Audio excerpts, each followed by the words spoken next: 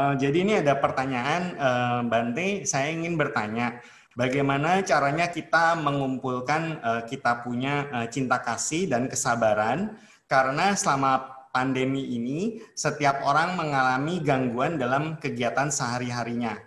Contohnya adalah kepada para ibu yang harus mengajarkan anak-anaknya belajar secara online di rumah, di mana para ibu ini dapat kehilangan pengontrolan dirinya dan menjadi marah. Sehingga dia itu harus berusaha lebih untuk memastikan anaknya dapat duduk dengan baik dan dapat memperhatikan gurunya mengajar secara online. Saya mengakui bahwa saya itu telah menjadi seseorang monster untuk anak saya saat ini. Oke, Bante. Okay, to settle this kind of issue, we need to have three important things: mindfulness, compassion, and wisdom. Mindfulness is to be mindful of your own thoughts, words, and actions and intentions. That's very important because sometimes we are agitated and we are carried away by our own emotions. Then we do not know what we say or what we do. So by constantly being mindful, we can be aware of our own feelings, our own thoughts, and our own behavior. That's very important, not only in this kind of situation, in all the kinds of situations. To develop the mindfulness, of course, there are various methods. One of the most effective ways is to develop mindfulness meditation. Compassion, loving kindness, and such virtues can be developed through meditation as well. Loving kindness meditation is something to be cultivated in our daily life. Loving kindness is to be cultivated in our thoughts as a form of meditation. Then we have to express these thoughts through our speech as wholesome speech, wholesome words. Then we also have to implement these thoughts through our physical action. And then the third one that you need to have is wisdom, understanding. Here, understanding the true nature of our existence deeply, but relatively in day-to-day life, basic understanding of the human nature, the basic understanding of how our mind works, basic understanding of the nature of our own defilements. When you have these three things, and you will get the ability to tackle many issues in life. But of course, all this comes through practice. Suppose in this kind of case, as you just mentioned, you are stuck up at home and you have to guide your children in education. Children being mysterious, and you still have a lot of work to do, and you easily get agitated. So if you can be always mindful that yes, I can be easily agitated, and these children are mischievous, yes, they can make me agitated more, and that itself can settle the issue 50%. On the other hand, understanding the nature of the children being children, they are playful, and we were also like them when we are little kids. So when you can empathize yourself and understand that once upon a time you were also a kid and behave like that, you might have some patience, some understanding, some compassion to deal with such a situation without losing your temper. Putting yourself into the shoes of the other person is a very important point here. And furthermore, when you are someone who is developing loving kindness, such a thing can be exercised easily. Wisdom is also a point here to use skillful means. There might be many ways that we can help our children to change themselves. Of course, we need to have wisdom in skillful means.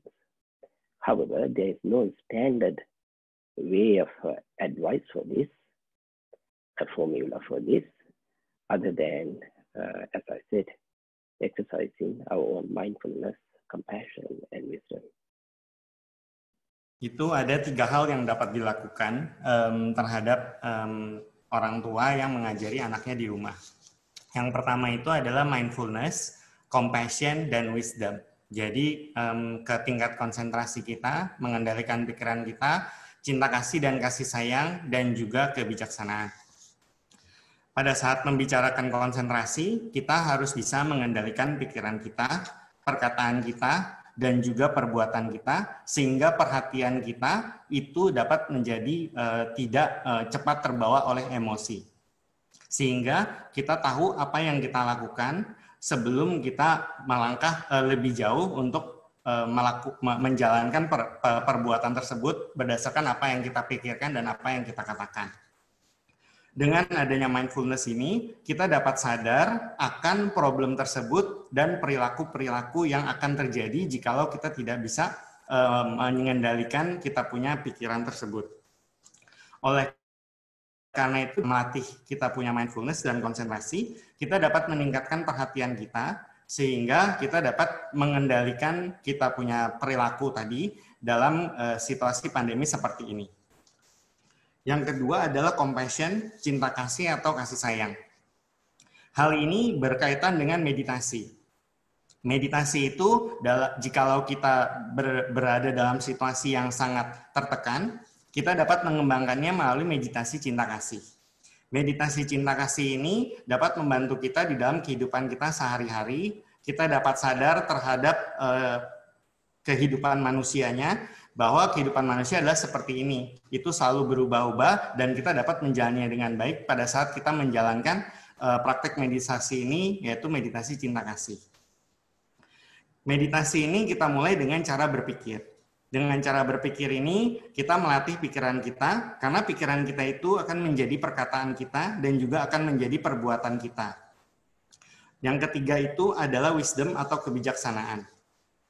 Dengan wisdom, kita akan mengembangkan pengertian kita secara lebih mendalam, a deeper understanding terhadap kehidupan kita sehari-hari, sehingga kita dapat memahami bahwa setiap manusia itu selalu mempunyai pikiran dan juga kebiasaan yang berbeda-beda. Dan setiap manusia itu juga tidak sempurna. Dia mempunyai sesuatu kekurangan dan mempunyai sesuatu kebodohan batin atau defilement.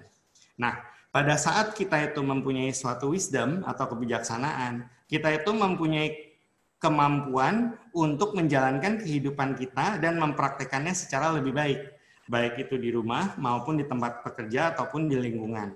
Nah, kebijaksanaan itu dapat membantu kita bahwa kita itu tidak terbawa dengan emosi kita yang tadi kita muncul pada saat kita melakukan kegiatan sehari-hari di rumah, terutama terhadap anak-anak kita. Oleh karena itu, di akhir kata, kita dengan adanya 3 ini, mindfulness, compassion, dan juga wisdom, kita itu dapat memperlakukan kita punya anak-anak dengan lebih baik lagi. Karena pada dasarnya kita juga pernah menjadi anak-anak. Kita juga pernah berkelakuan seperti itu. Nah, pada saat kita itu sadar bahwa kita pernah menjadi anak-anak, kita dapat mengambil kesimpulan bahwa dengan kasih sayang, kita dapat memberikan yang terbaik buat anak-anak kita. Yaitu kalau dalam bahasa Inggrisnya tadi, we put our shoes in the life of other people. Kita rasakan apa yang juga orang lain rasakan. Nah, dengan adanya mindfulness, compassion, dan wisdom ini, kita akan dapat membantu nggak cuma diri kita sendiri, tetapi juga terhadap orang lain dan dalam hal ini terhadap anak-anak kita untuk dapat menjalankan pandemi ini dengan baik. There is a next question, Bante.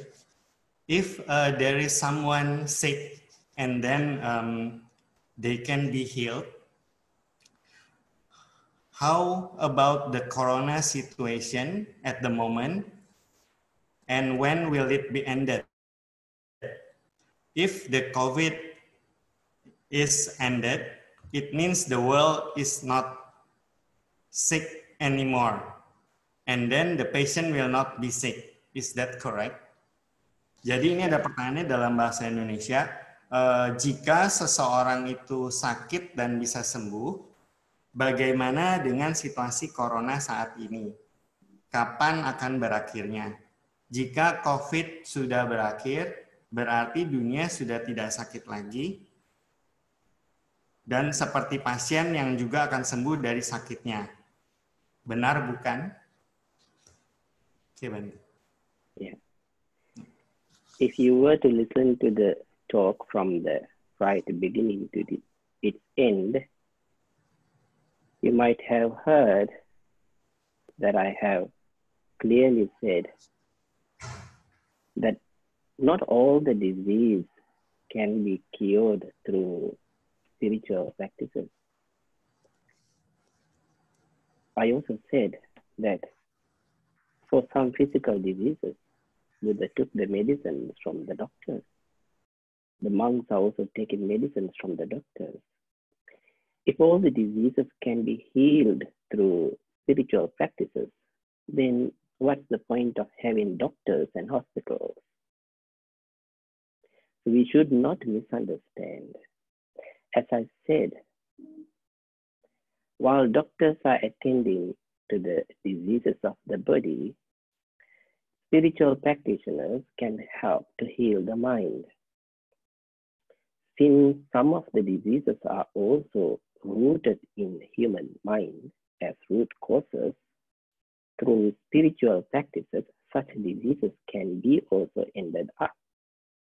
However, we cannot expect that every disease to be cured through spiritual practices.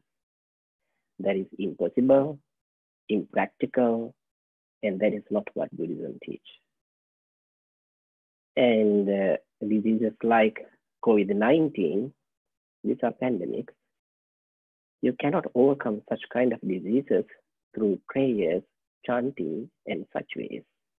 In fact, to avoid this COVID-19 disease, we all have to follow the clear instructions of the doctors, healthcare professionals, as well as the relevant authorities. Then only we can overcome such things. If you were to do your spiritual practices at home by following safe distancing measures and taking other necessary precautions, they might help you to keep your mind wholesome, strong, positive, and you can overcome this situation. Otherwise, don't expect that all the diseases can be cured through spiritual practice. Ya, jadi jawaban dari Bante adalah seperti tadi yang Bante katakan di awal ceramah, bahwa tidak semua penyakit dapat disembuhkan dengan spiritual. Jadi kita juga harus mengikuti apa yang dikatakan oleh dokter. Oleh karena itu, spiritual practice itu adalah sebenarnya untuk membantu pikiran kita supaya pikiran kita tetap menjadi fokus dan tidak berpikir secara negatif dalam menghadapi situasi pandemi seperti ini. Seperti misalnya balik ke COVID-19 pandemi ini tidak 100% dapat diselesaikan melalui spiritual healing, yaitu misalnya seperti parita chanting dan lain-lain. Kita juga harus mengikuti instruksi dari para dokter dan juga pemerintah bagaimana caranya mengatasi penyakit ini. Kita itu harus bisa menjaga diri kita, karena dengan menjaga diri kita itu, kita juga berarti membantu menjaga orang lain. Tentunya praktek spiritual ini dapat membantu kita untuk supaya kita lebih menjaga diri di rumah. Jadi selain instruksi para dokter yang kita harus terapkan pada saat kita tidak berada di rumah, kita itu juga dapat mengatasi problem yang kita hadapi di rumah itu dengan spiritual practice. Tapi jangan juga berharap bahwa seperti yang tadi dikatakan, kalau semua penyakit itu dapat disembuhkan oleh praktek spiritual. Ini adalah pertanyaan ketiga. We have the third question, Bante. Good evening, Bante. I would like to ask a question. How do we start to develop mindfulness and compassion for ourselves, even for the things that we don't like, or when we find problems? Because when we usually find those things, we cannot control ourselves or make our minds calm. But when we meet these problems, thank you. Jadi pertanyaannya adalah, selamat malam Bante, saya ingin bertanya bagaimana caranya kita dapat memulai mengembangkan mindfulness dan cinta kasih terhadap diri kita, maupun terhadap hal yang tidak kita sukai ketika kita menemui suatu masalah. Karena biasanya kita tidak dapat mengendalikan atau menenangkan pikiran kita di saat awal kita menemui masalah tersebut. Terima kasih.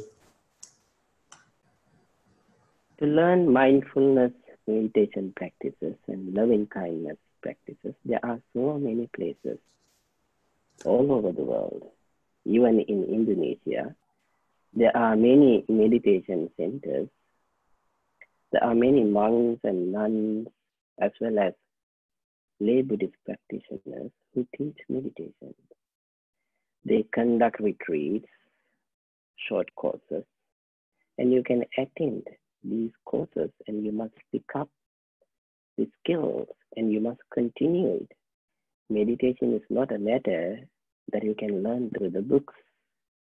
You have to learn theoretically first, then after that you have to practice yourself. There are also online instructions as video forms or recording forms, and you also can use them.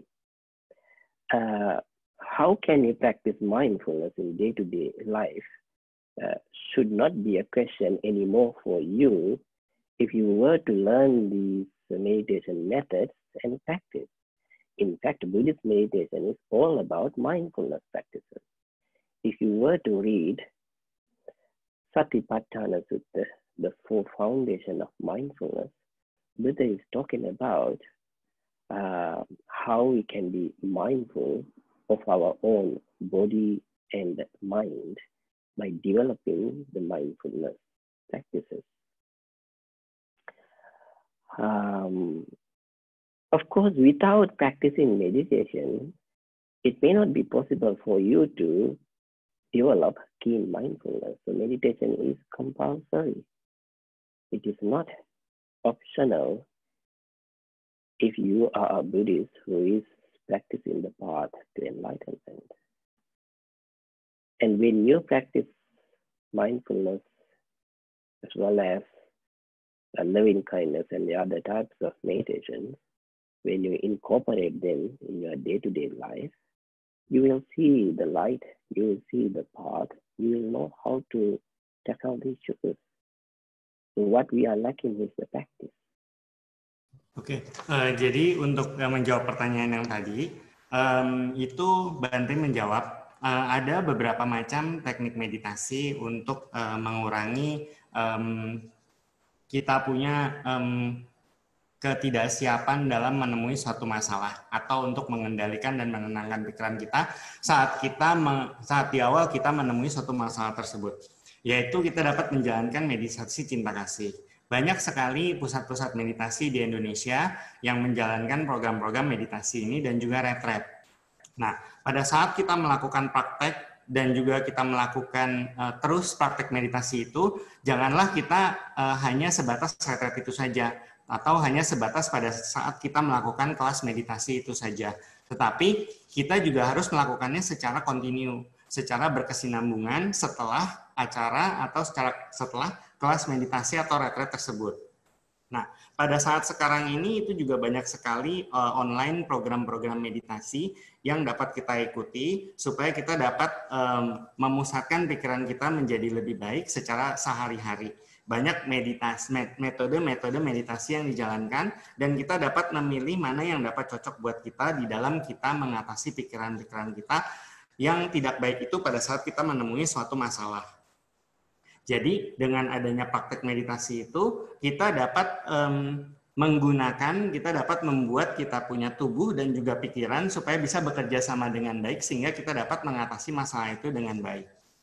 Nah, kita dapat mengembangkan meditasi-meditasi ini sebenarnya sebagai seorang Buddhis yang baik, ini merupakan dalam tanda kutip suatu keharusan, bukan suatu pilihan. Karena kita tahu bahwa dari agama Buddha ini kita itu diajarkan meditasi untuk mengembangkan cinta kasih yang ada di dalam diri kita. Dengan adanya cinta kasih yang ada di dalam diri kita, kita dapat mengembangkan kita punya perilaku dan sikap sebagai seorang Buddhis menjadi lebih baik dari hari ke hari dengan mempraktekkan meditasi cinta kasih tersebut. Okay, there's another question, Bante. Evening, Bante. I would like to ask, if we are sick, what do we need to have in our mind? Like most of us will have we have a thoughts that we want to get well soon. We pray that we want to be healed so we can do our activities again. But is that something that is not good or not exactly right to be done? Should we think that we need to let go the sickness and then we accept all the condition that we are experiencing right now? Jadi pertanyaannya adalah, selamat malam Bante, saya ingin bertanya, bila kita dalam keadaan sakit, pikiran seperti apakah yang sebaiknya kita kembangkan? Umumnya kita akan berpikir dan memohon agar segera sembuh. Tapi, apakah itu hal yang tidak baik dan kurang tepat dilakukan? Apakah kita sebaiknya berpikir untuk lebih melepas dan bisa menerima keadaan apapun yang kita alami? As you mentioned in your question itself, whether you should try to have a mindset to recover faster, or whether you should let go. And these both aspects can be practiced at the same time. First of all, you need to have a positive mindset to recover from your disease. And the positive mind is very important. In the process of recovery, if you can maintain a positive mind, it will definitely help you a lot to recover your body. So as I said, this is where spiritual practices can be greatly beneficial for you. At the same time, when you expect to recover faster, and when the recovery is very slow and not when you cannot recover fast enough, that is also possible that it might create stress, tension, fear, agony, and many other mental defilements will come into play. And such a mindset, of course, may not be suitable for speedy recovery. So here, these negative thoughts are to be let go. However, letting go is not something that easily can be done unless you practice. Now, one thing I noticed in many of these questions, it seems all of you are expecting very quick results. And also it seems that someone is looking for the answer, only the person faced the issue before that, and you are not doing anything at all. So that doesn't work in that way.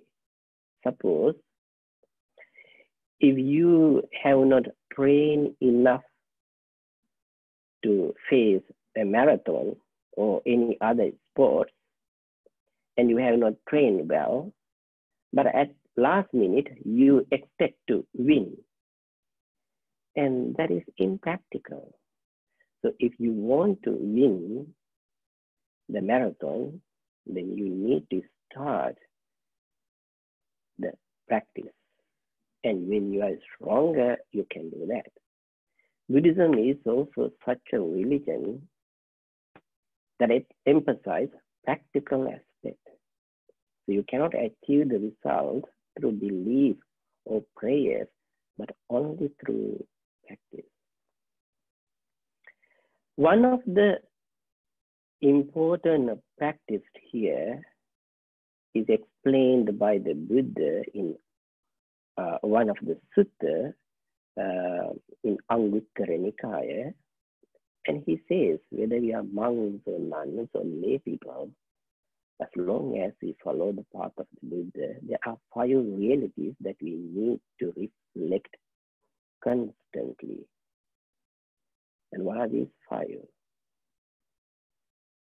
Getting old, falling sick, death, separation, and karmic responsibility. When you look at these 5 conditions, at first you might think they are in pessimistic aspect in life. That is what you might see. But in deep contemplation to these 5 realities will bring so much wisdom and release our mind from many sufferings. And if you were to practice these 5 reflections, we also get the ability to let go. So when we are getting old, on occasions that we fall sick, at occasion, at the moment that we have to face the death or separate, and these realities can be accepted with lighter mind rather than having a lot of miseries, a lot of fear, because you have practiced it throughout your life and you knew it. So mind is ready to accept it.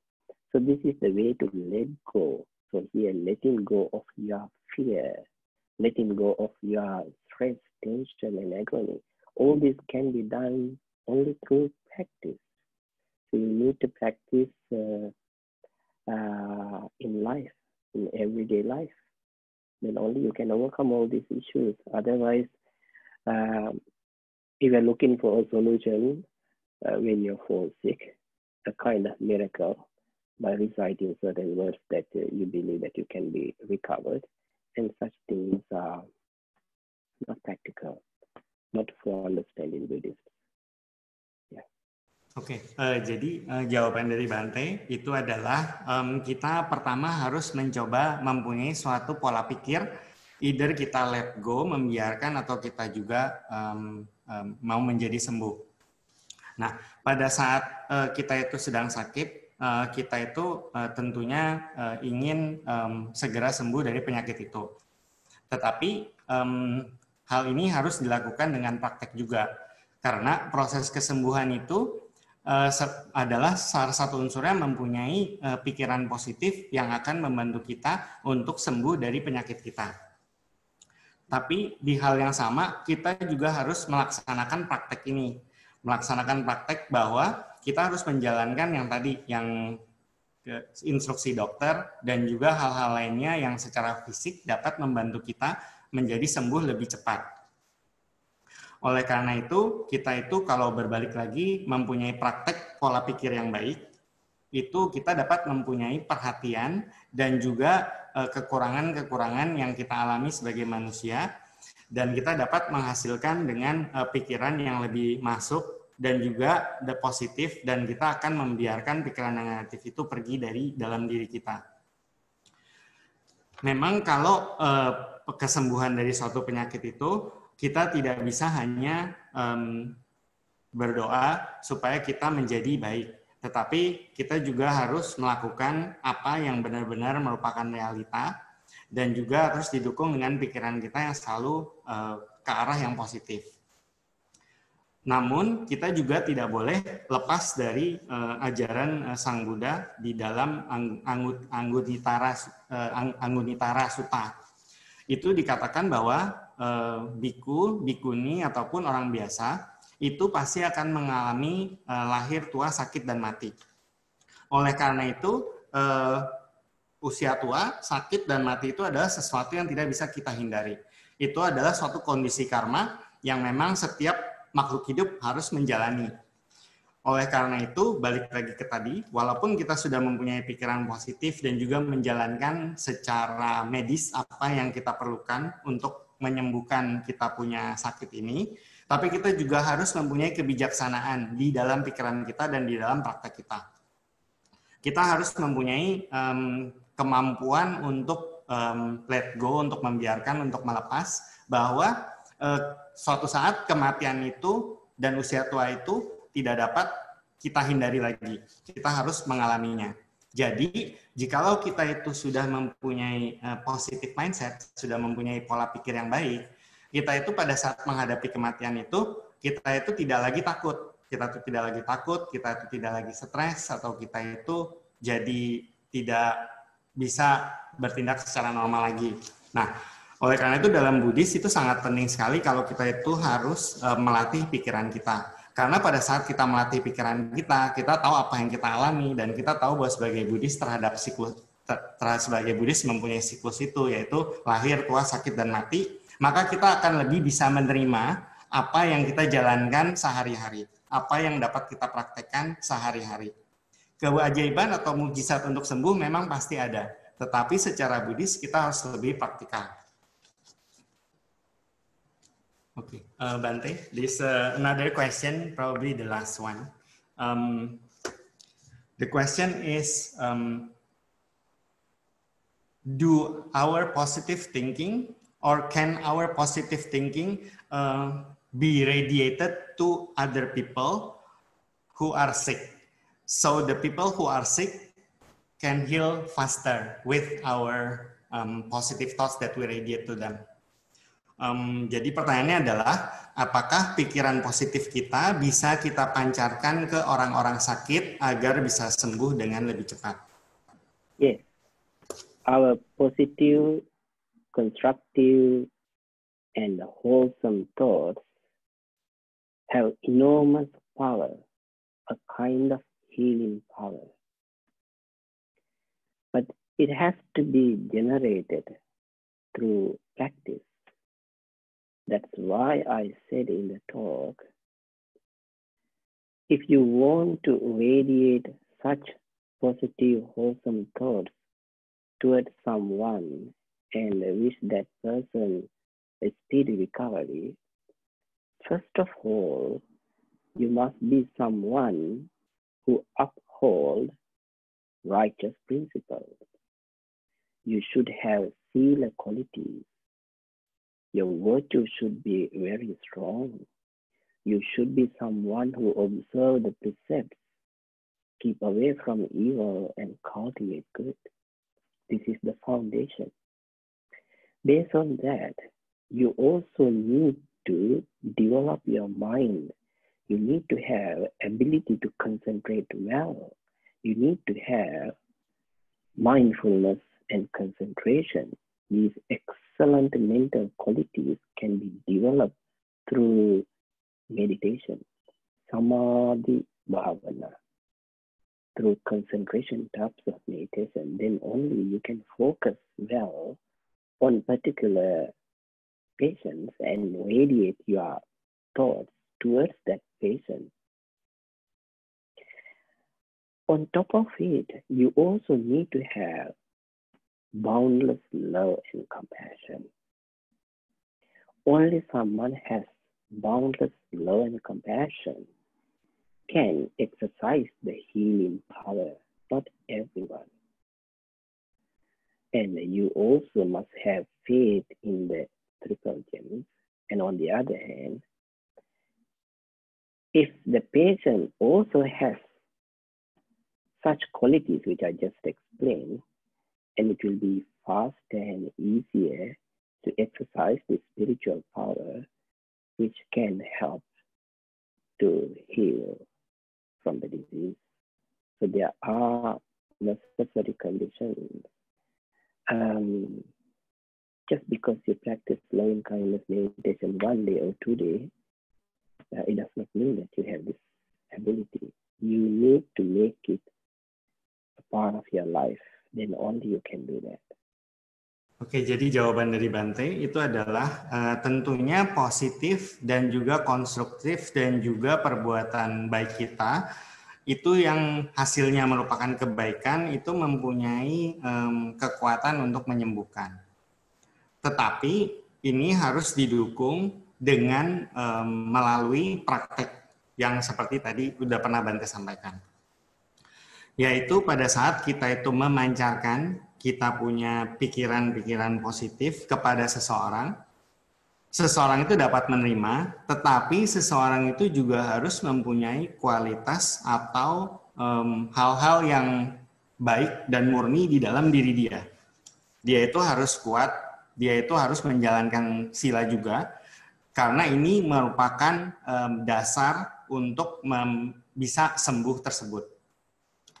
Oleh karena itu, pada saat kita mengembangkan pikiran kita supaya kita dapat berkonsentrasi dengan baik melalui meditasi, kita dapat mengembangkan kita punya pikiran-pikiran positif itu melalui cinta kasih dan kasih sayang. Hal ini dapat memiliki kekuatan penyembuhan yang dapat kita berikan ke orang yang kita pegang saat ini. Tetapi balik, orang itu juga harus mempunyai kualitas seperti itu. Karena pada saat kita mempunyai hal itu dan juga orang yang menerima juga mempunyai hal itu, dan berarti kedua-duanya mempunyai kualitas dan energi yang sama untuk saling memindahkan kekuatan spiritual yang menyembuhkan tersebut. Oleh karena itu, jikalau kita tadi melakukan banyak praktek meditasi, baik itu cinta kasih dan juga lain-lain, kita dengan sendirinya akan mempunyai hal itu dan kita juga dapat menyembuhkan orang melalui hal itu, di mana orang itu juga harus sama-sama belajar dan dia juga bisa saling menerima kekuatan daripada spiritual tersebut, kekuatan spiritual tersebut. Ya. Bante, thank you very much Anumodana for all the Dhamma talk and the Q&A. We appreciate your time all on behalf of the VPDS committee and for the devotees. We thank you very much, Anumodana. Stay well and stay safe. In Singapore, hope to see you again in physical. Okay. Yes, well, I will come to see you all. Yeah, thank you so much. Wish you all the success and happiness.